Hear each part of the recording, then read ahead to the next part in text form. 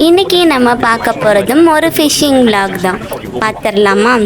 எவ்வளோ மீனை பிடிச்சிருக்காரு பாருங்க. எத்தனை தடவை தூண்டில் போகிறாரு, எப்படி கிடைக்குதுன்றதை பார்த்துடலாமா? எல்லாமே பெரிய பெரிய மீனாக கிடச்சிருக்குங்க.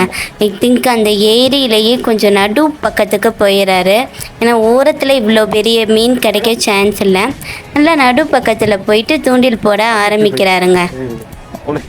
எஸ், கொஞ்சம் குட்டி மீனை கிடச்சிருக்கு. பட் அடுத்து எவ்வளோ பெரிய மீன் கிடச்சிருக்கு பாருங்கள். ஆனால் எல்லாமே ஒரே வகையான மீன் மாதிரி தான் தெரியுது. எஸ், திருப்பியுமே ஒரே வகையான மீன் தாங்க கிடைக்குது. இது வேறு வகையான மாதிரி தெரியுது.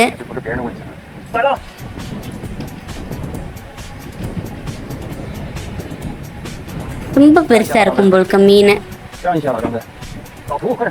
இல்லை, ரொம்ப குட்டியாக தான் இருக்குது. மற்ற மீனை கம்பேர் பண்ணும்போது நல்லா ஃப்ரெஷ்ஷான மீனே கிடச்சிருச்சுங்க.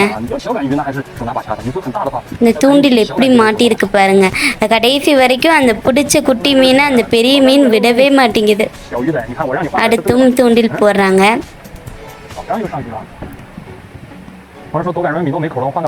எத்தனை பேர் தூண்டில் போட்டுட்டு இருக்காங்க பாருங்க.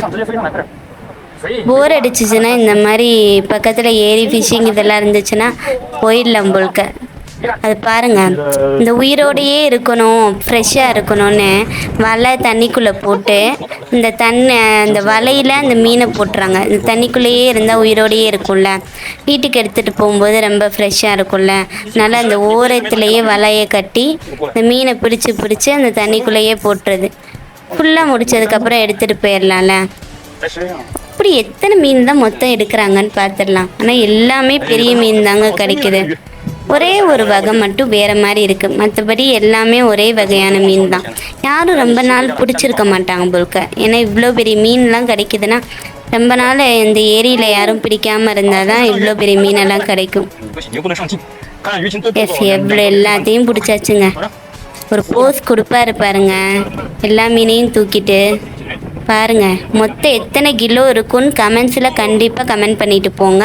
எவ்வளோ இருக்குன்னு நினைக்கிறீங்கன்னா, ஒரு கிலோ ஒரு மீன் எவ்வளோ இருக்கும், மொத்தமாக சேர்த்து எத்தனை கிலோ இருக்குன்னு பாருங்கள். இதை கண்டிப்பாக வீட்டுக்கு மட்டும் யூஸ் பண்ண முடியாது, பட் விற்றுடலாம்.